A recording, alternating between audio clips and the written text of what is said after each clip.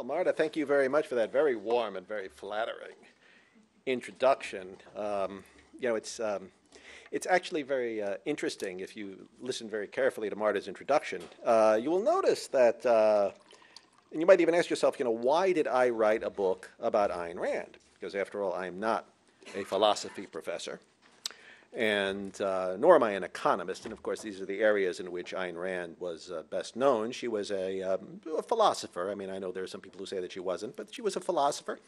And she very heavily influenced, you know, economic thought, economic and political thought.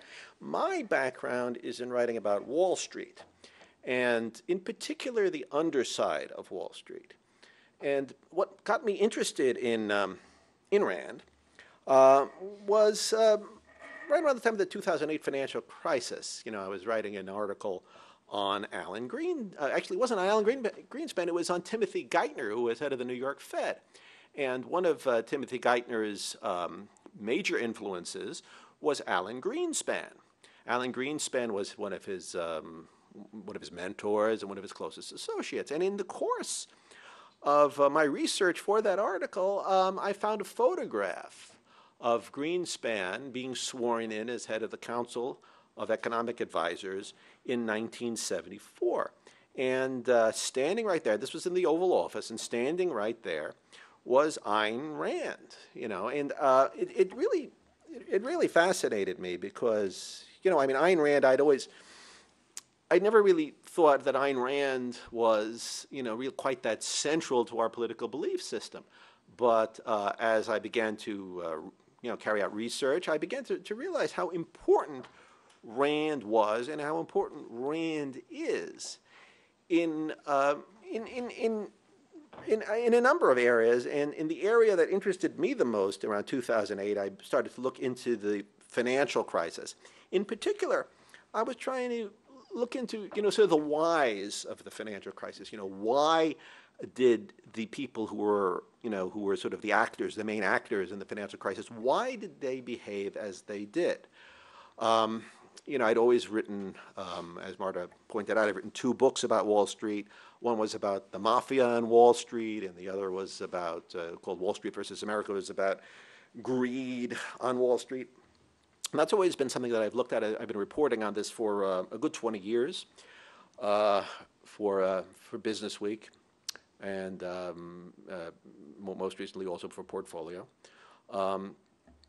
And I was very interested to find out, you know, what is the ideology? There's an ideology behind the greed and the selfishness that we saw sort of explode in 2008, which has been with us to the current day. And you know, that brings me back to this this photograph of Greenspan and Ayn Rand appearing in the book.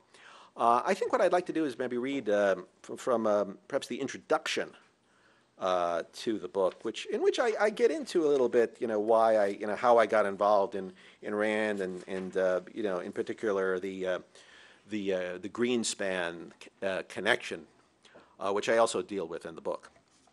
It was early in 2009, and the horror of the financial crisis was fully evident. The shock had worn off, but little else. The hunt for villains was in full swing. I was researching a magazine article on Timothy Geithner, the recently appointed Treasury Secretary, when I found an old photo that I thought might be a good illustration for the piece. It showed his most eminent mentor, the former chairman of the Federal Reserve, Alan Greenspan, posing in the White House with Gerald Ford and 3 other people.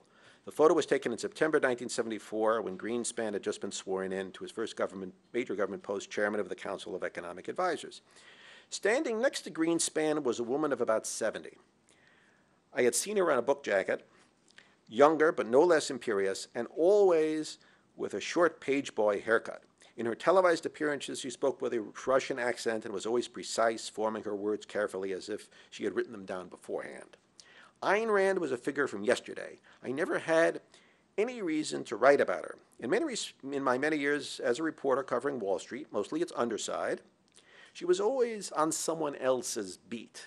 She inhabited a vague intersection of literature, philosophy, economics, and politics, far-right politics. My focus was at the greed beat, and her theories, I thought, had no relevancy. I was wrong, and to make matters worse, I was wrong for a long time. Looking at that photo in 2009, I realized that Rand provided the missing piece of a puzzle I had never thought about very deeply, about the why of it all, the moral component of the behavior to which we had all been exposed. Why did legitimate, essentially honest financiers, traders, and CEOs pursue monetary acquisition with such a single-minded intensity, regardless of consequences to others? What motivated the regulators and government officials who abetted them? The usual explanations were glib: greed, status, and power, with regulatory capture sometimes thrown in to explain government inaction. But these explanations did not seem adequate. I saw a pattern of behavior in the actions and utterances of the main actors in the financial crisis. I saw it in the downfall of John Thane, the plain-spoken and supremely efficient Midwesterner who was the supposed rescuer of Merrill Lynch. To the public, thanks to his well-oiled publicity machine, he was Thane the brain, the human calculator, a man of unquestioned integrity. Today, he's mainly known for the $35,000 commode that he bought for his office until shareholders objected. I saw it in John Paulson, the hedge fund manager who collaborated with Goldman Sachs in designing a financial instrument pegged to subprime mortgages that was as profitable for him as it was devastating for Goldman clients. Paulson was a brilliant man who could see the financial system racing to a precipice, unlike other hedge fund managers who sounded the alarm and were pilloried as a result. Paulson placed his bets and kept silent, cashing in his chips when the system nearly collapsed. In talking with Paulson, I came away with the impression that he had devoted his life to one goal: the acquisition of an ever larger sum of money. The Goldman Sachs deal was the culmination of this single-minded quest. What made these two accomplished men so selfish? What made these two accomplished men so selfish, so seemingly amoral, so lacking in public spiritedness, so thirsty for a buck?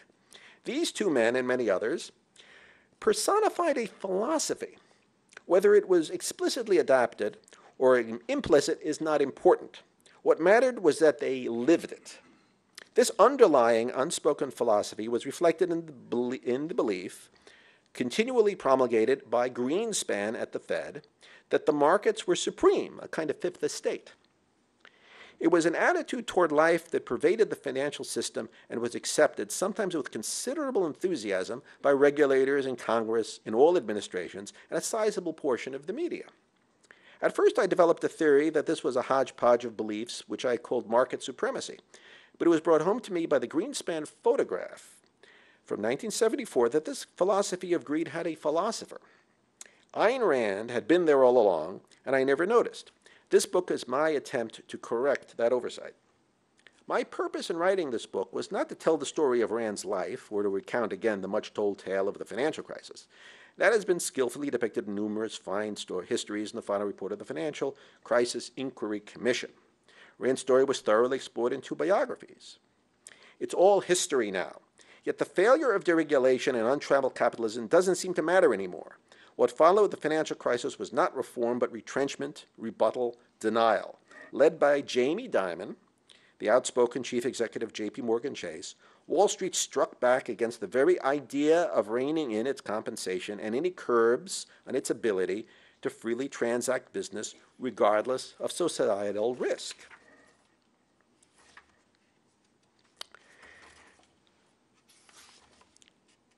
Little reform was enacted, and what was passed into law was undermined in Congress. Even talking about such things, blaming bankers for the things they had done, was to be condemned. Greenspan went on the talk show circuit, the oracle as in days of old, arguing that regulation was not the answer, though it was all in the spirit, through it all, was the spirit of the lady who stood next to Greenspan in that photograph almost 4 decades ago. Ayn Rand, triumphant, the first lady of the politics of reaction. Rand has experienced an extraordinary revival since the financial crisis, and nothing seems to be stopping her. It is a struggle for the soul of America, and she is winning. She is winning because she is not considered to be very important. she is dismissed by entire